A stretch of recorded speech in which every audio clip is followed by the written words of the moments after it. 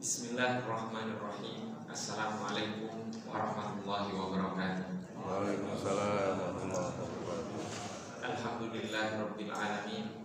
Nahmadullah hamdasy syakirin, hamdan mun'amin, hamdan yuwafi ni'amahu wa yukafi'u mazidan. Ya Rabbana lakal hamdu kama yanbaghi li jalali wajhikal karimi wa 'azimi sultanik. Asyhadu an la ilaha illallah wa asyhadu anna sayyidana Muhammadar Rasulullah. Allahumma salli ala sayyidina Muhammadin abdika wa rasulika nabiyil ummi wa ala alihi wa sahbihi wa sallim. Amma ba'du.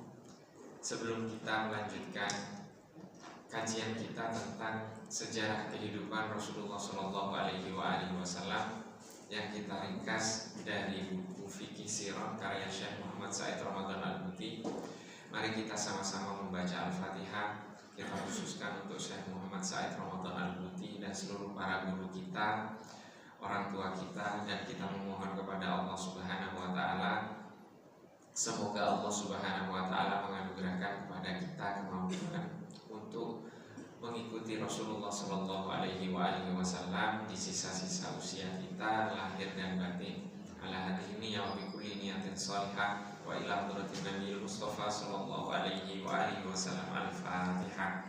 A'udzu billahi minasyaitonir rajim. Bismillahirrahmanirrahim.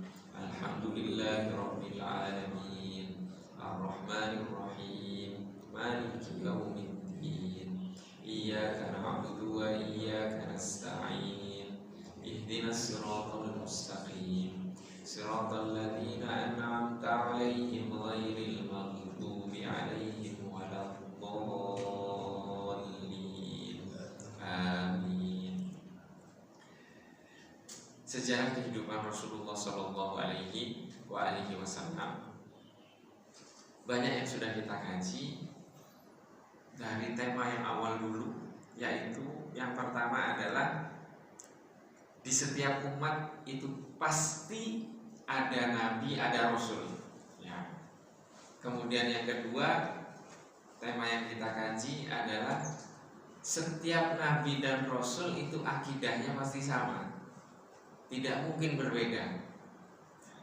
Jadi kalau Nabi Muhammad itu akidahnya Allah itu satu, tidak mungkin Nabi Isa mengatakan Allah itu tiga, itu tidak mungkin ya.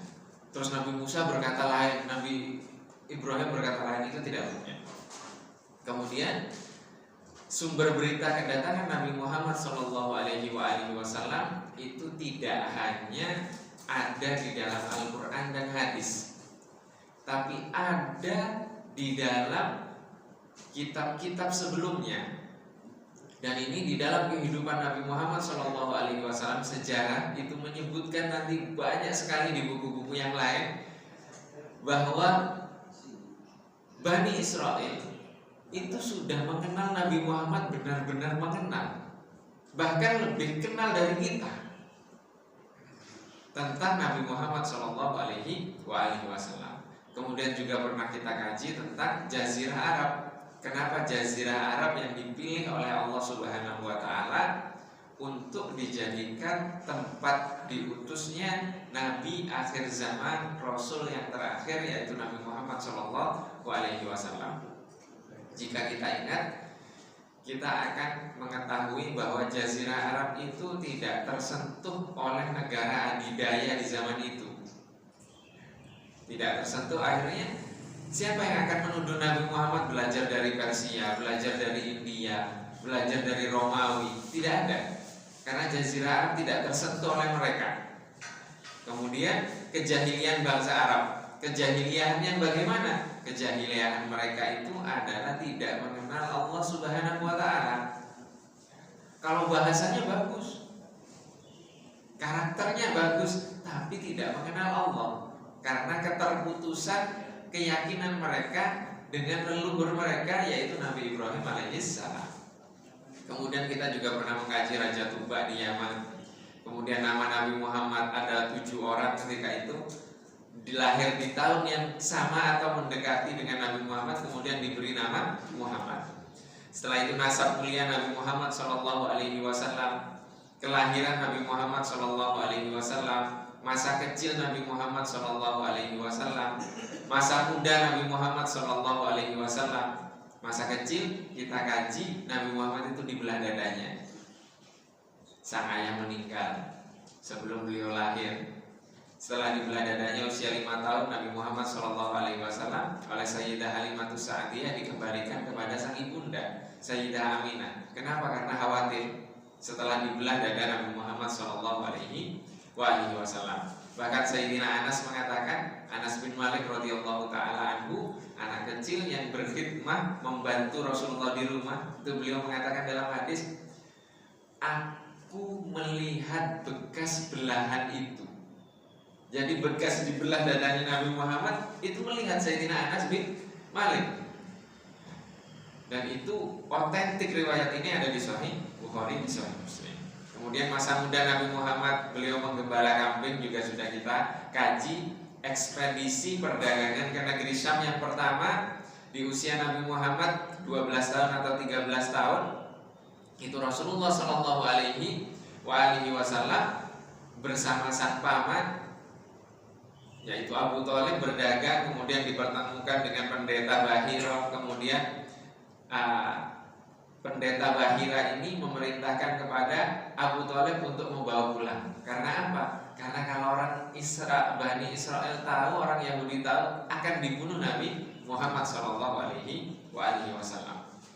Kemudian Rasulullah menggembala kambing. Kita juga pernah mengkaji perang Fijar yang keempat. Perang Fijar ini perang yang terjadi antara Quraisy dengan kabilah yang ada di Makkah, dan itu terjadi 4 kali. Nah, perang Fijar yang keempat ini di usia Nabi Muhammad SAW 20 tahun. Karena dari Quraisy ada yang membunuh satu kabilah itu 3 orang, sehingga kemudian terjadi kesepakatan damai agar di kalangan masyarakat Arab itu menolong orang-orang yang terzalimi sampai haknya diterima. Jadi ada pengadilan di sana. Itu perang Fijar di usia Nabi Muhammad 20 tahun. Setelah itu ada namanya kesepakatan Fudul, ekspedisi ke negeri Syam yang kedua. Ekspedisi ke negeri Syam yang kedua ini di usia Nabi Muhammad SAW 25 tahun kurang lebih. Setelah itu kita juga pernah kaji pernikahan Nabi Muhammad setelah ekspedisi perdagangan Nabi Muhammad yang membawa barang dagangan Sayyidah Khadijah ketika itu, yang didampingi oleh budak dari Sayyidah Khadijah, namanya Maisarah. Waktu itu pernah kita kaji di sini. Maisarah itu laki-laki atau perempuan? Laki-laki. Ya, Maisarah itu laki-laki. Jadi di Arab nama Maisarah itu laki-laki. Kalau di Indonesia Maisarah namanya perempuan. Ini tentang setelah itu Nabi Muhammad menikah dengan Sayyidah Khadijah. Dan tema yang akan kita kaji pada kesempatan kali ini ada 3 insya Allah. Semoga waktunya cukup singkat. Partisipasi Rasulullah SAW dalam pembangunan Ka'bah. Dan yang kedua adalah menyendiri beribadah di Gua Hira. Dan yang ketiga adalah awal mula turunnya wahyu. Jamaah yang dirahmati oleh Allah Subhanahu wa Ta'ala, pembangunan Ka'bah dan partisipasi Rasulullah SAW dalam pembangunan Ka'bah tersebut. Allah Subhanahu wa Ta'ala berfirman, wa idh yarfa'u Ibrahimul qawa'ida minal baiti wa Ismail Rabbana taqabbal minna innaka antas sami'ul 'alim. Dan ingatlah ketika Ibrahim meninggikan, membangun dasar-dasar Baitullah bersama Ismail seraya berdoa, ya Tuhan kami, terimalah dari kami amalan kami, sesungguhnya Engkaulah yang maha mendengar lagi maha mengetahui. Jadi Ka'bah ini kapan dibangun? Ada yang mengatakan pondasinya itu yang meletakkan Nabi Adam. Ada yang mengatakan yang meletakkan Nabi Ibrahim. Jadi yang membangun pertama kali itu ada beberapa versi riwayat, dan di sini di dalam surat Al-Baqarah ini Allah menjelaskan bahwa yang membangun, meninggikan Ka'bah itu adalah Nabi Ibrahim dan Nabi Ismail. Mungkin tidak sejarah seperti ini mereka tidak kenal. Nabi Muhammad tidak kenal, Abdul Muttalib tidak kenal kakek Rasulullah. Tidak mungkin. Sejarah itu pasti ada. Sebagaimana di dalam kehidupan kita. Kita akan menceritakan, nah, dulu tanah itu milik kakekmu, tapi setelah itu dijual begini. Itu dia cerita tentang tanah, tentang rumah. Oh, dulu buyutmu itu seperti ini. Bagaimana dengan pusat dari peribadatan? Itu tidak mungkin. Pasti akan diceritakan. Dan Allah Subhanahu wa taala mengabadikan itu di dalam surat Al-Baqarah bahwa yang membangun adalah Nabi Ibrahim. Yang membangun adalah Nabi Ibrahim. Ada banyak puluhan nabi dimakamkan di sana. Ada banyak nabi yang dimakamkan di sana. Ini tentang pembangunan Ka'bah. Dan kemudian Rasulullah Shallallahu Alaihi Wasallam di dalam hadis Bukhari dari Sayyidina Jabir, di sana dikatakan bahwa ketika Ka'bah dibangun, Rasulullah Shallallahu Alaihi Wasallam datang bersama Sayyidina Abbas. Abbas ini paman Rasulullah Shallallahu Alaihi Wasallam. Yang kulani al-hijarah. Rasulullah dan Sayyidina Abbas mengangkat batu bersama. Kemudian Sayyidina Abbas mengatakan kepada Rasulullah Shallallahu Alaihi Wasallam, jadikan penutup kakimu. Izar itu seperti sarung. Ala raqabatika, agar diangkat. Jadi dipingkis. Jadi sarungnya pingkislah ke atas. Kemudian Rasulullah Shallallahu Alaihi Wasallam ketika diangkat sarung beliau atau penutup bagian bawah beliau, itu tersingkap, Rasulullah langsung pingsan. Dan kemudian mata beliau itu seperti menatap ke langit. Kemudian Rasulullah mengatakan, tutup kakiku dengan sarungku atau penutup kain bawah. Jadi Rasulullah di usia seperti itu, aurat beliau nampak, itu beliau pingsan. Sekarang bagaimana kalau ada kita, misalkan main bola, aurat kita kebuka, terus kita pingsan? Ada yang seperti itu. Jangankan laki-laki, perempuan saja sekarang yang terbuka gak ada yang pingsan. Jadi terjaganya Rasulullah sampai seperti itu. Tentang aurat, tentang aurat. Ini tentang menjelaskan partisipasi Rasulullah Shallallahu Alaihi Wasallam. Kenapa Ka'bah ketika itu dibangun, diperbaiki? Karena ada banjir bandang dan 1/3 atau 2/3 dari Ka'bah itu hancur, roboh. Banjir bandang itu tidak hanya sekarang. Sekarang kan kalau hujan deras biasanya ada banjir bandang di Makkah. Karena drainasenya tidak ini. Dulu apalagi? Karena itu di lembah. Nah, ketika Rasulullah Shallallahu Alaihi Wasallam banjir bandang tersebut, di sini diceritakan kabilah-kabilah Arab di Makkah, mereka mengatakan nahnu nadha'uhu. Ini Hajar Aswad. Aku yang akan meletakkan. Kabilah lain mengatakan aku yang akan meletakkan. Kabilah lain mengatakan aku yang akan meletakkan. Sehingga kemudian mereka bersepakat, ij'alu bainakum hakama. Pilih di antara kalian agar menjadi hakim, penengah. Kemudian mereka sepakat, di sana dikatakan awwala rajulin yatlu'u minal fajji. Kita akan menjadikan orang yang pertama kali datang dan masuk ke Masjidil Haram, ke Ka'bah. Kemudian yang datang masuk pertama kali adalah Rasulullah Shallallahu Alaihi Wasallam. Mereka sepakat yang datang pertama kali masuk ke masjid ini, dia yang akan kita tunjuk untuk meletakkan Hajar Aswad.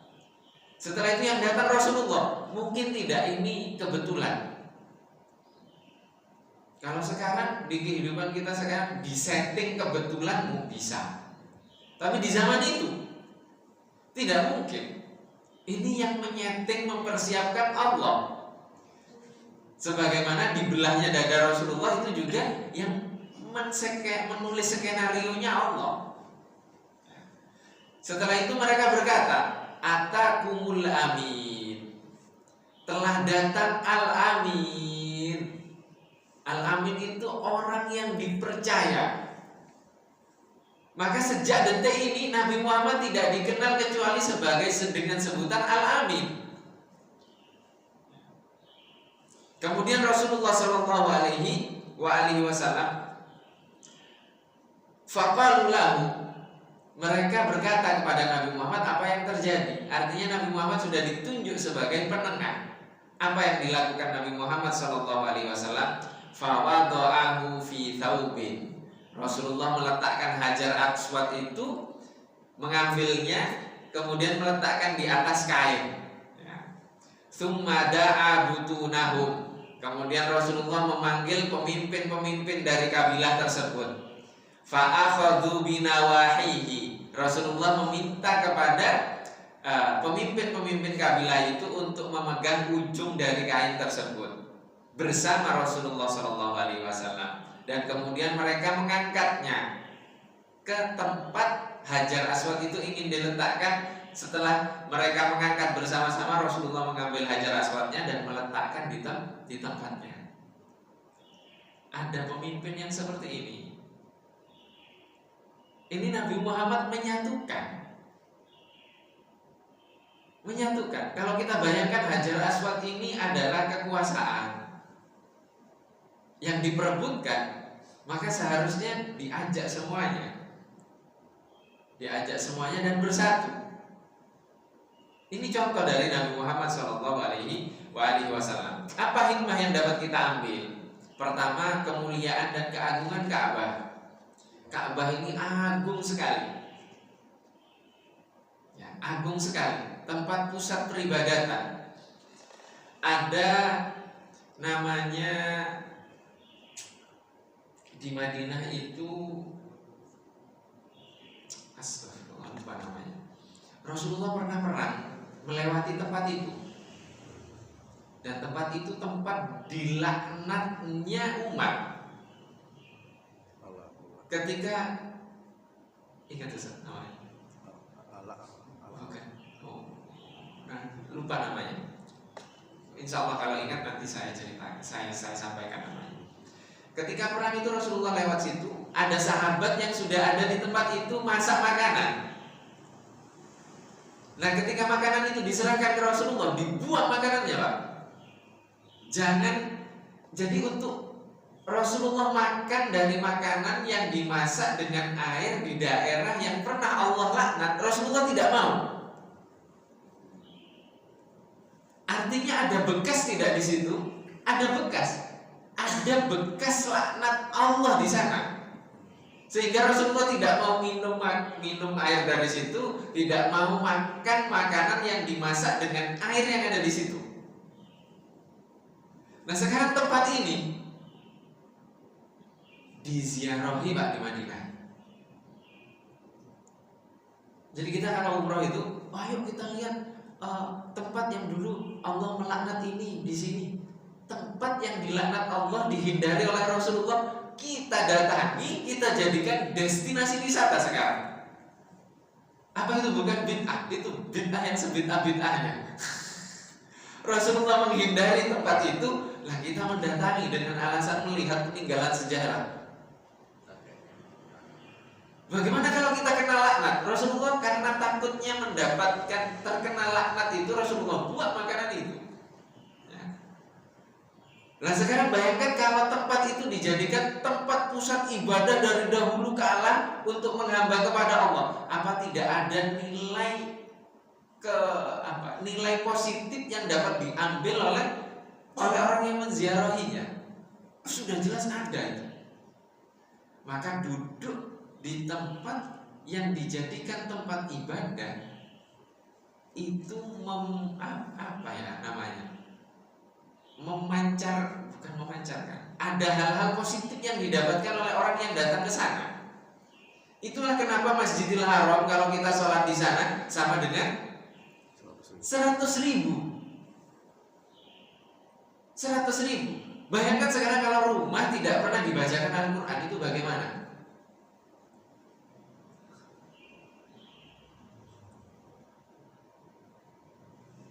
Artinya kan kita duduk di tempat duduknya orang pelaku maksiat itu berpengaruh. Berpengaruh sekali. Kita duduk di masjid seperti ini berpengaruh atau tidak? Berpengaruh. Tapi pengaruhnya positif. Pengaruhnya positif. Ini kemuliaan dan keagungan Ka'bah. Bagaimana kita kalau kita ke Ka'bah? Bisa tidak kita nangis melihat Ka'bah? Kami pernah cerita di sini kalau tidak salah, ada teman berangkat umroh, Ka'bahnya nggak kelihatan, Pak. Ka'bahnya itu nggak kelihatan. Ini bagaimana? Setelah ditelusuri ternyata dia menggunakan susu. Setelah susunya dilepas baru kelihatan. Jadi bagaimana Ka'bah yang sebegitu agungnya tidak nampak? La ilaha illallah. Na'udzubillah. Jadi hal-hal yang positif orang pusat ibadah dia tidak bisa melihatnya. Terus apa faedahnya datang ke sana? Tidak ada faedahnya. Jadi ini kemuliaan dan keagungan Ka'bah. Sekarang kita bandingkan juga kemuliaan dan keagungan Madinah itu bagaimana? Masjid Nabawi dengan ada Rasulullah dimakamkan di sana. Tidak ada makhluk yang semulia Nabi Muhammad di sisi Allah. Dan beliau dimakamkan di tempat itu. Artinya tempat itu mulia karena Nabi Muhammad. Bisa tidak kita merasakan itu? Maka kalau ada orang tinggal di Madinah kemudian tidak pernah ziarah ke Nabi Muhammad, itu artinya apa? Nabi Muhammad tidak mau ketemu dia, itu bagaimana itu rasanya? Na'udzubillah. Na'udzubillah. Kemudian kerusakan dan pembangunan Ka'bah karena banjir bandang tadi. Setelah itu hikmah dari cara Rasulullah menyatukan perbedaan, perebutan disatukan oleh Nabi Muhammad dan semuanya menerima. Itu kira-kira itu Nabi Muhammad ini menyatukan mereka dengan meletakkan kain, kemudian Hajar Aswad diletakkan di atas kain itu diangkat bersama. Itu kira-kira wahyu dari Allah atau kecerdasan Nabi Muhammad? Kalau kecerdasan tidak akan diterima oleh pemimpin-pemimpin kabilah itu. Ini pasti triknya Nabi Muhammad ini. Tapi karena ini wahyu sehingga diterima oleh hati itu. Mereka bersatu. Maka nanti Imam Mahdi atau Nabi Isa datang itu. Itu Nabi Isa atau Imam Mahdi itu gak punya partai, Pak. Kenapa? Karena datang itu dari Allah. Hatinya itu sudah tersambung dengan Allah Subhanahu wa ta'ala. Maka orang yang ikhlas gak ikhlas itu beda rasanya. Beda rasanya. Ketemu hadap-hadapan dengan orang yang tulus dengan gak tulus itu beda, akan terasa. Apalagi dengan urusan-urusan seperti ini. Maka salah ketika ada orang mengatakan Nabi Muhammad itu jenius. Bukan jenius, di atasnya lagi. Apa di atasnya? Wahyu dari Allah. Tetapi Nabi Muhammad kan belum menjadi nabi. Kan sudah dipersiapkan oleh Allah. Sudah dipersiapkan oleh Allah. Kita ingin punya pemimpin, bagus saja harus bangun 10 universitas ya. Bagaimana Allah ingin mempersiapkan nabi? Maka Nabi Muhammad SAW, cara penyatuan ini inspirasinya itu dari Allah. Karena Nabi Muhammad calon nabi itu disebut dengan mukjizat. Nabi Muhammad ini nabi itu disebut dengan irhasat kalau bahasa Arabnya. Mukjizat yang ditampakkan Allah sebelum diangkat menjadi nabi. Itu istilah dalam bahasa Arabnya irhas. Jadi ini berasal dari Allah, sehingga kabilah itu menyatu. Ya. Kemudian keagungan dan kemuliaan Rasul di masyarakat ketika itu semuanya sudah menyebut Nabi Muhammad dengan Al-Amin. Catat ini. Ya.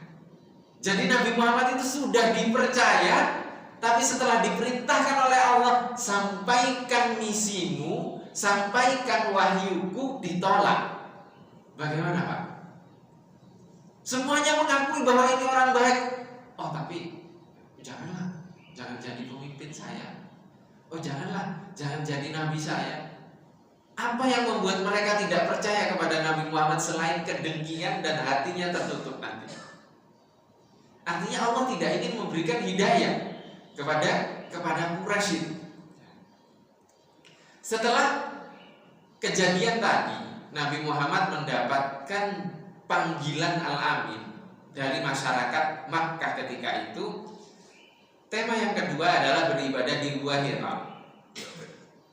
Maka di usia Rasulullah SAW mendekati 40 tahun, beliau suka menyendiri dan beribadah di Gua Hira. Tadi inspirasinya dari Allah, ilhamnya dari Allah, wahyunya dari Allah. Sekarang Nabi Muhammad mendekati usia 40, suka beribadah. Kira-kira dari siapa? Kalau bukan dari Allah. Kalau kita ingin sesuatu, ingin begini, ingin begitu, menyendiri di sini. Dari siapa itu? Pilihannya hanya dua, Pak. Dari kepentingan kita, dari hajat kita, dari musibah yang kita alami, baru kita akan menyendiri, beribadah. Kita lupa bahwa musibah itu asalnya dari siapa? Dari Allah. Jadi kita beribadah bukan karena musibah itu, tapi karena yang memberikan musibah. Nabi Muhammad tidak ada apa-apa. Kemudian Allah menjadikan Nabi Muhammad ingin menyendiri beribadah.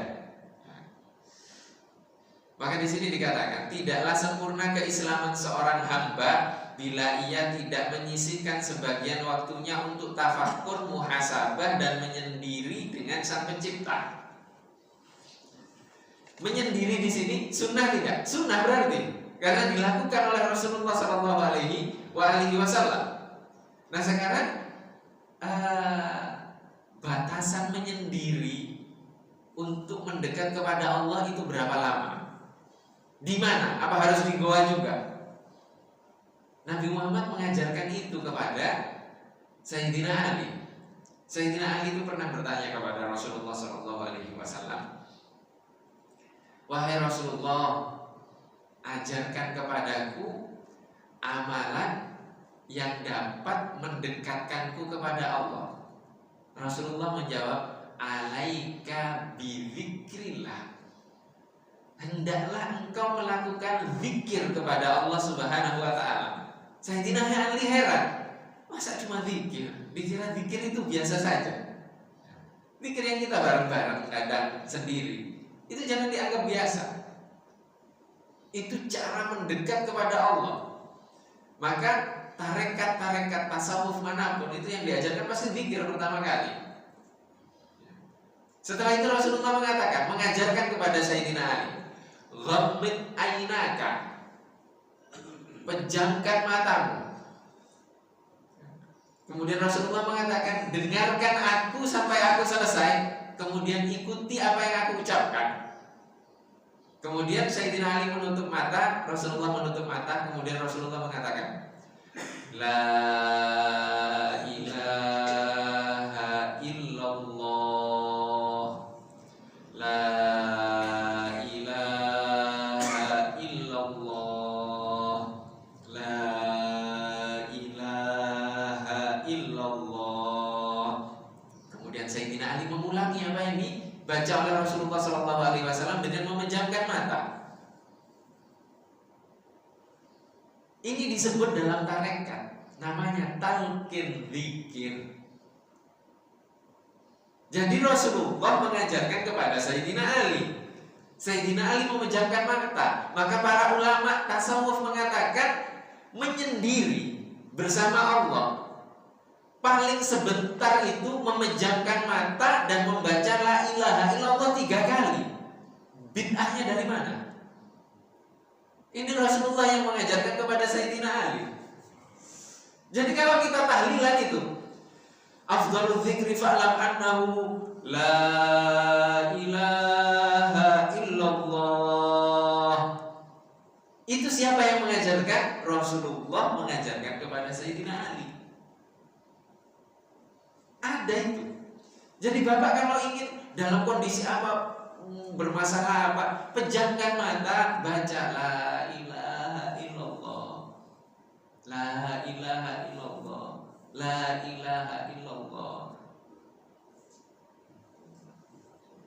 Ini tentang menyendiri, dan Rasulullah menyendiri di Gua Hira. Jadi tuntunan-tuntunan untuk menyendiri itu ada di dalam agama kita. Sehingga kalau kita dalam kondisi tertentu, menyendirilah bersama Allah. Dengan apa? Baca tahlil la ilaha illallah tadi. Pejamkan mata. Jadi kalau ada yang nanya sholat boleh tidak memejamkan mata? Boleh, yang penting memejamkan mata khusyuk. Ingatnya kepada Allah. Pejamkan mata. Tidak ada masalah itu. Tapi kan Rasulullah mengajarkan melihat kepada tempat sujud. Ya kita belum sampai ke itu. Di bawah tempat sujud ada dompet. Gimana? Ingatnya apa? Pejamkan mata, tidak apa-apa. Nah, itu menyendiri. Nah, maka menyendirinya Rasulullah Shallallahu Alaihi Wasallam di Gua Hira itu untuk beribadah, mendekat kepada Allah. Maka di sini penting apa? Penting tarbiyah, pendidikan dan bimbingan untuk mencintai Allah Subhanahu wa taala dengan apa? Dengan hati. Dan itu caranya dengan zikir, dengan beribadah. Ya, dengan beribadah.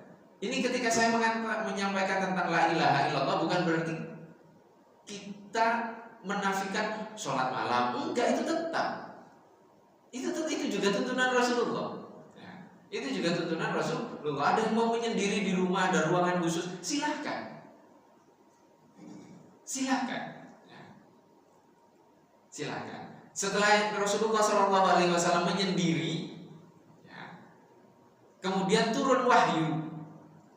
Nah, wahyu ini Sayyidah Aisyah yang menceritakan di dalam Sahih Bukhari bahwa yang pertama kali turun wahyu itu adalah dengan ar-ru'ya as-salihah. Mimpi yang benar, mimpi yang soleh, ya, mimpi yang soleh. Di mana? Di Gua Hira. Ya, di Gua Hira. Nah, setelah itu mimpi yang soleh ini juga di Sahih Bukhari ada. Tidak tersisa dari kenabian kecuali ar-ru'ya as-salihah. Tidak tersisa dari kenabian kecuali mimpi yang benar, mimpi yang soleh. Jadi mimpinya orang yang beriman itu penting dan itu bagian dari kenabian. Maksudnya yang tersisa dari kenabian Nabi Muhammad itu mimpi. Ya, itu mimpi. Maka mimpinya orang yang beriman itu Masya Allah. Ya. Tapi harus ditanyakan kepada orang yang faham. Setelah itu di sini diceritakan bahwa Rasulullah melihat bermimpi seperti falakis subahi, seperti terbitnya fajar. Terbitnya fajar. Kemudian dijadikan Rasulullah Shallallahu Alaihi Wasallam suka menyendiri, dan Rasulullah menyendiri di Gua Hira. Di sana yatahonnas. Yatahonnas itu beribadah.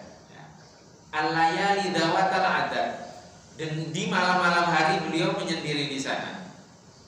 Dan Rasulullah selalu membawa bekal. Membawa bekal di mana? Dari siapa? Dari Sayyidah Khadijah.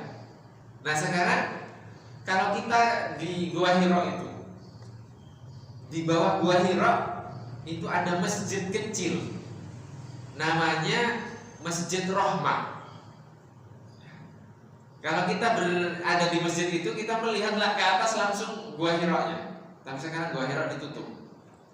Ditutup, kemudian di bawahnya itu ada dibuat seperti museum. Nah, naik ke Gua Hira-nya itu harus lewat di dalam museum itu. Nah, masuk museum itu sekarang pakai karcis, Pak, bayar. Naik ke Gua Hira-nya gratis. Jadi kalau dijadikan wisata ya seperti itu sekarang. Semuanya harus menghasilkan. Semuanya harus menghasilkan.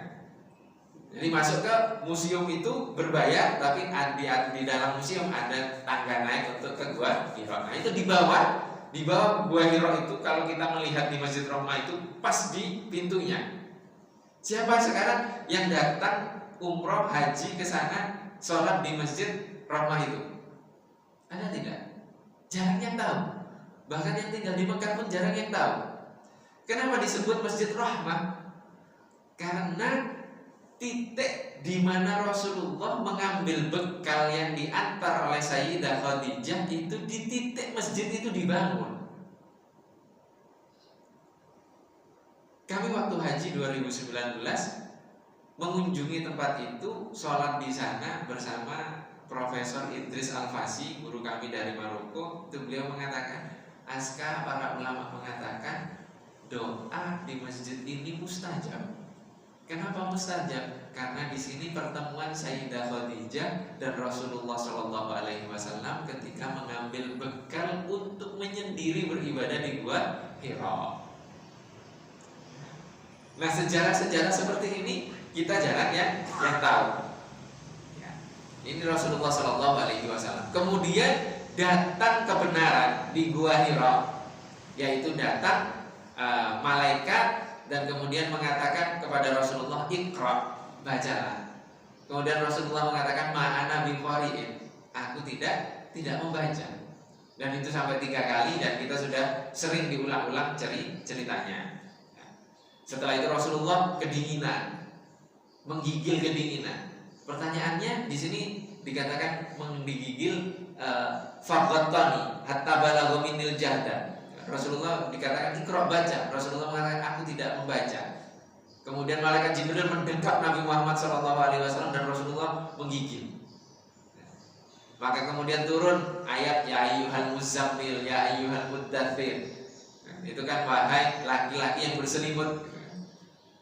Itu kan datang ke Sayyidah Khadijah, diselimuti oleh Sayyidah Khadijah. Dan itu beberapa kali, 3 kali malaikat Jibril. Pertanyaannya, ini malaikat Jibril salah kayaknya ya, ngasih tahu ke Nabi, merintahkan ke Nabi Muhammad, baca Muhammad. Masa malaikat Jibril nggak tahu kalau Nabi Muhammad nggak bisa baca, nggak bisa tulis? Kan nggak mungkin. Terus apa yang dibaca? Apa yang dibaca? Rasulullah kecil 5 tahun itu dibelah dadanya, kemudian dibuat segumpal darah hitam yang itu kantornya setan di hati Nabi Muhammad, dibuang oleh malaikat Jibril. Kita ada yang buang kantor itu enggak? Ada ruangan kecil di hati itu tempat kantornya setan. Kata malaikat Jibril, hadza hadzuz syaitan. Ini bagian setan ini. Dibuang sama malaikat Jibril. Setelah operasi itu, terus dicuci pakai zam-zam, terus diambilkan, diisi dengan apa itu? Cahaya apa itu yang dimasukkan?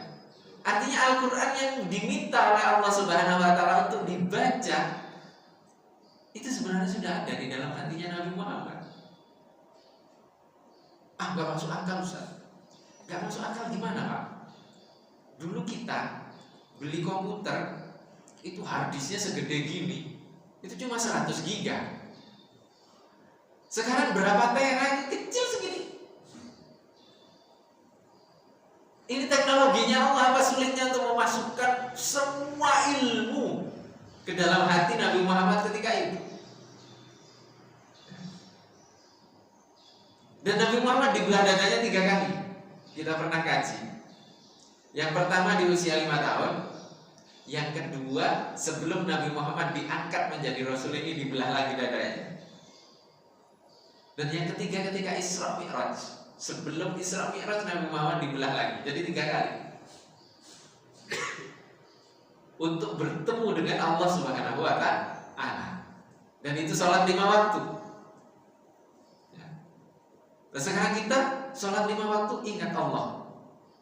Kalau Nabi Muhammad jelas ingat, karena itu pertemuannya, pertemuan beliau dengan Allah. Maka setiap sholat Nabi Muhammad akan menghadirkan pertemuan Isra Mi'raj itu di dalam sholatnya. Kalau kita seperti itu, wah seperti Imam Abu Hanifah kita Pak. Sholat ba'diyah Isya, Assalamualaikum adzan subuh. Seperti Sayyidina Utsman kita. Sholat malamnya 1 rakaat, hatam Al-Quran. Kita taraweh, waladhdallin amin, bismillahirrahmanirrahim, alif lam mim, la ilaha illallah, baca Al-Baqarah ya. Karena apa? Karena kita tidak hadir seperti hadirnya Nabi Muhammad SAW. Maka jangan dibayangkan ketika awal wahyu turun ini, Nabi Muhammad itu takut, tidak kenal malaikat Jibril. Itu mustahil. Belah dada Rasulullah 3 kali, masa Nabi Muhammad gak kenal? Gak mungkin. Kenal Nabi Muhammad. Kenal Nabi Muhammad. Ini hal-hal makna-makna sejarah Rasulullah yang terkadang kita salah memahami. Kenapa salah memahami? Karena kita membayangkan kita di posisinya Nabi Muhammad, didatangi malaikat, kemudian ketakutan, gemetarnya bukan ketakutan, persiapan itu sulit Pak. Oh kita diberi musibah saja kita Masya Allah, terus mau dapat ilham wahyu dari Allah bagaimana? Makanya banyak orang yang aneh-aneh. Mereka gak siap, tidak siap untuk menerima sesuatu dari Allah Subhanahu wa Ta'ala. Maka kita menemukan orang-orang yang dibukakan oleh Allah beberapa hal, dia tidak mampu. Aneh dia di tengah kita. Aneh dia di tengah kita. Seakan-akan dia di alam lain. Karena ketidakmampuan itu. Ketidakmampuan itu. Tapi orang-orang Indonesia sukanya nyari orang-orang yang aneh-aneh seperti itu. Boleh ikut seperti itu, tapi kalau ada tuntunan. Contohnya, ada tidak nabi yang perilakunya aneh? Tidak ada. Ada yang agak berbeda sedikit, itu namanya Khidir. Ada yang menyebut itu Nabi Khidir, ada yang menyebut itu bukan Nabi. Khidir itu bukan Nabi, wali. Walinya Allah, kekasihnya Allah Subhanahu wa Ta'ala. Itu perbedaan. Dan itu dirahasiakan oleh Allah. Nah kita nyarinya yang aneh-aneh, padahal tidak ada Nabi yang aneh. Maka kita jangan ikut yang aneh, ya Pak. Jadi kalau ada orang, oh itu walinya Allah, tapi nggak pakai baju, terus nggak nutup aurat, oh udah nggak usah diikuti. Sudah biarkan dia dengan kewaliannya, kita nggak boleh ikut itu. Kita ikut yang sadar-sadar, yang jelas-jelas. Karena Nabi itu semuanya sadar, semuanya jelas dan tidak ada yang nyeleneh. Nah, jadi kita ikut yang lurus. Kenapa? Karena tidak ada Nabi yang nyeleneh. Ini tentang Nabi Muhammad SAW. Jadi turun wahyu, kemudian Sayyidah Khadijah mengajak kepada Waraqah bin Nawfal. Nah, ketemu dengan Waraqah. Ini pamannya Sayyidah Khadijah, pamannya Nabi juga. Bertemu dengan Waraqah bin Nawfal. Ini apakah butuh agar Nabi Muhammad yakin? Na'udzubillah, Nabi Muhammad itu sudah yakin. Nabi Muhammad itu sudah yakin ini hanya penguat saja. Kemudian Waraqah mengatakan yang datang kepadamu itu yang datang kepada Musa. Kemudian Waraqah mengatakan seandainya nanti aku masih hidup ketika kaummu, masyarakatmu mengusirmu. Kata Nabi Muhammad apa? Amukhrijiyahum, mereka mau mengusirku. Waraqah tahu itu dari mana? Dari Taurat dan Injil. Dari Taurat dan Injil. Dan dia menyampaikan itu kepada Nabi Muhammad. Dan itu terjadi. Nabi Muhammad dikeluarkan dari Makkah. Kenapa Nabi Muhammad bertanya? Belum kejadian. Dan Nabi Muhammad disebut dengan Al-Amin. Kok dikeluarkan? Wajar tidak? Wajar. Artinya pengetahuan Nabi Muhammad yang disampaikan Allah kepada Nabi Muhammad itu juga bertahap. bertahap menyesuaikan kejadian. Lah kita di hidup ini mau langsung makrifat kepada Allah tanpa proses. 1 juta mungkin ada 1 orang, Pak. Jadi kita berproses dengan kejadian-kejadian yang kita alami sampai kepada titik kemakrifatan, pengenalan kita kepada Allah Subhanahu wa Ta'ala. Wallahu wa rasuluhu a'lam. Ini ringkasan yang dapat kita kaji pada kesempatan kali ini tentang turunnya wahyu kepada Nabi Muhammad SAW. Wallahu wa rasuluhu a'lam. Sampai jam 6:15 masih ada waktu kurang lebih 7 menit. Jika mungkin ada yang ingin ditanyakan atau didiskusikan, dipersilakan. Silakan. Assalamualaikum warahmatullahi wabarakatuh. Waalaikumsalam warahmatullahi wabarakatuh. Dalam suatu kisah, saya pernah, jadi dari mana sumbernya saya juga tidak lupa.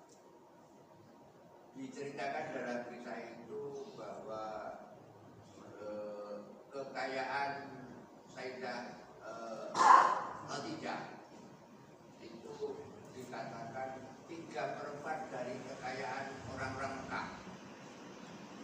Kemudian ada kisah lain menjelang meninggalnya Rasulullah itu tidak punya apa-apa. Artinya bahkan alat tidurnya aja dari pastor seperti itu. Mohon barangkali bisa disebutkan kisah tersebut. Terima kasih.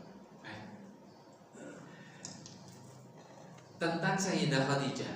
Sayyidah Khadijah itu wanita yang kaya raya, dari nasab yang paling bagus.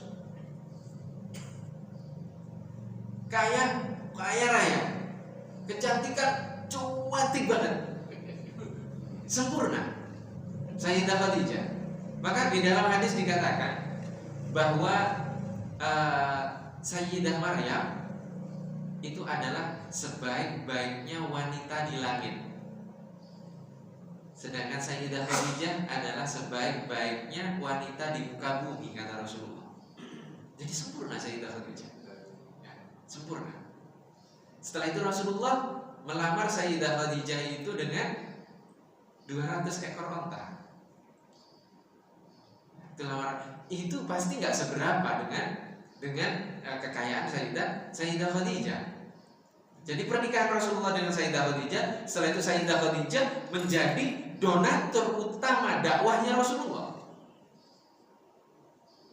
yang melindungi Rasulullah, membela Rasulullah, semuanya diberikan. Maka di sini tidak cocok jika di masyarakat ini ada yang mengatakan, oh dia harus setara, hartanya, strata sosialnya setara. Oh, itu tidak bisa. Ini buktinya. Ya. Jadi nikah dengan wanita yang lebih kaya dari laki-laki, menikah dengan wanita yang lebih kaya dari dia, itu bukan berarti menunjukkan bahwa wanita itu bisa menyetir suaminya. Tidak boleh seperti itu. Itu bukan sunnahnya Rasulullah. Itu tidak dicontohkan oleh Rasulullah. Buktinya Sayyidah Khadijah mati-matian membela Rasulullah dengan segalanya. Bahkan ketika Sayyidah Khadijah wafat, salah satu pembela Rasulullah sudah hilang, yang menjadi benteng lah, salah satu benteng dari dakwah itu. Apakah Rasulullah khawatir? Tidak mungkin Rasulullah khawatir, ada Allah. Dan ketika Rasulullah wafat, itu di dalam Sahih Bukhari dikatakan wadhir'uhu marhunatun atau marhunun indal yahud. Dhir'un itu artinya pakaian perang Rasulullah, digadaikan kepada orang Yahudi. Rasulullah meninggal, ada hartanya yang digadaikan, dan itu nanti ditebus oleh Sayyidina Ali, dipakai Sayyidina Ali. Baju perangnya Rasulullah masih tergadaikan. Artinya Rasulullah gak punya uang. Apakah itu dikatakan fakir? Fakir di hadapan Allah. Memang ada orang yang kaya raya, dia kaya raya di hadapan Allah? Tidak ada. Maka para ulama mengatakan orang yang beriman beriman itu pilihannya cuma dua. Jadi orang yang kaya raya bersyukur atau menjadi fakir yang bersabar. Nah, para ulama memilih mana yang lebih tinggi, lebih utama, kaya yang bersyukur atau fakir yang bersabar.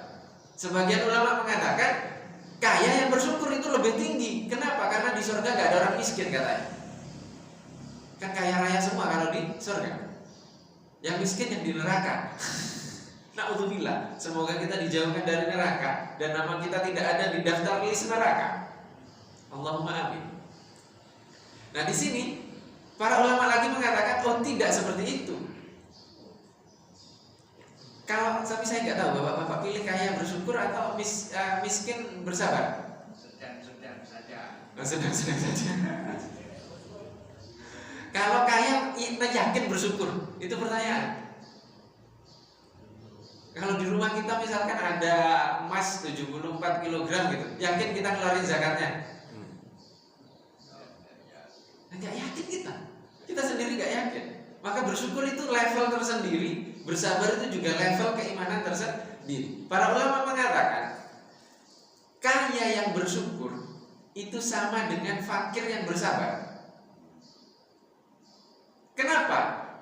Karena orang yang fakir itu dia hakikatnya adalah fakir di hadapan Allah.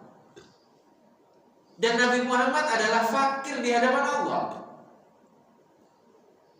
Kalau orang yang merasa fakir di hadapan Allah, ada doanya yang tidak diterima, tidak mungkin. Ada hajatnya yang tidak dikabulkan, tidak mungkin. Maka hakikatnya orang yang fakir di hadapan Allah, dia sebenarnya adalah orang yang kaya raya di hadapan manusia. Apa yang tidak diberikan kepada Nabi Muhammad? Sebelum wafat, malaikat datang menawarkan dua hal: hidup abadi dan seluruh kunci perbendaharaan dunia diberikan kepada Nabi Muhammad. Nabi Muhammad tolak. Nabi Muhammad pilih yang kedua, meninggal menghadap kepada Allah karena rindunya kepada Allah. Kalau sekarang kita ingin panjang umur, kaya raya, sehat walafiat, bisa itu? Tidak mungkin. Bapak tahu Sayyidina Abu Bakar, Sayyidina Umar, Sayyidina Utsman, Sayyidina Ali meninggalnya usia berapa? 63 tahun. Persis dengan usianya Nabi Muhammad. Kenapa bisa seperti itu? Bapak kalau baca hadis-hadis cerita para sahabat. Para sahabat itu yang kakinya besar rela menggunakan sendal yang seukuran dengan kakinya Nabi Muhammad sekalipun kesempitan. Jadi ukuran sendalnya gak ingin lebih besar daripada ukuran sendalnya Nabi Muhammad. Pesan sendal seperti itu. Dan yang kakinya kecil rela menggunakan sendal yang kegedean karena tidak ingin beli sendal yang lebih kecil ukurannya dari sendalnya Nabi Muhammad. Jadi cintanya sampai seperti itu. Lah kita sekarang, ya Allah, kalau bisa usia saya 150 tahun, ya Allah. Ada yang doa kita, ya Allah, jangan lebihkan usia saya lebih dari usianya Nabi Muhammad. Karena saya ingin seperti Nabi Muhammad. Amalan saya ingin seperti Nabi Muhammad. Niat saya seperti Nabi Muhammad. Maka kemiskinan Nabi Muhammad itu kekayaan yang benar-benar super kaya di hadapan manusia. Karena tidak ada yang lebih dekat dengan Allah seperti Nabi Muhammad Sallallahu Alaihi Wasallam. Maka itulah nilai yang seperti ini, itu yang hilang di umat kita sekarang, sehingga semuanya serba materi, ya, serba materi. Menyampaikan makna-makna seperti ini, setelah ini disalami amplop dan dibiasakan seperti itu di masyarakat kita. Akhirnya apa? Akhirnya kalau nggak disalami amplop ya susah juga. Itu baru di masjid. Bagaimana di luar masjid? Bagaimana kita membentuk diri kita ini? Itu lillahi ta'ala dalam kondisi kehidupan kita. Dan itu hanya dicontohkan oleh Nabi Muhammad, para ulama. Maka kalau kita hidup di dunia ini tanpa ada figur yang kita tiru, sudah pasti kita akan menyeleweng.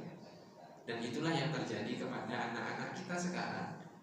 Maka tugas kita adalah mendekatkan anak kita dengan Nabi Muhammad SAW. Dan semoga kita di sisa-sisa usia kita semakin dekat, semakin mengenal Nabi Muhammad SAW, dan semoga Allah Subhanahu wa Ta'ala mewafatkan kita dalam keadaan iman kita yang paling tinggi di usia kita. Dan semoga Allah mengumpulkan kita bersama Nabi Muhammad SAW di dunia sebelum di akhirat. Allahumma amin. Ini yang dapat kita kaji pada kesempatan kali ini. Mohon maaf apabila ada kekurangan. Mari kita sama-sama tutup dengan membaca surat Al-Asr. A'udzubillahi minasyaitonirrajim. Bismillahirrahmanirrahim. Wal asri innal insana lafi khusr illa alladziina aamanu wa 'amilus sholihati wa tawassaw bil haqqi wa tawassaw bis sabr. Shadaqallahul 'azim. Ini sunnahnya Rasulullah sebelum berpisah membaca surat Al-Asr. Kemudian kita tutup dengan doa kafaratul majlis. Subhanakallahumma wa bihamdika asyhadu an la ilaha illa anta astaghfiruka wa atubu ilaik. Wabillahi taufiq wal hidayah wa ridwan inayah. Wassalamualaikum warahmatullahi wabarakatuh.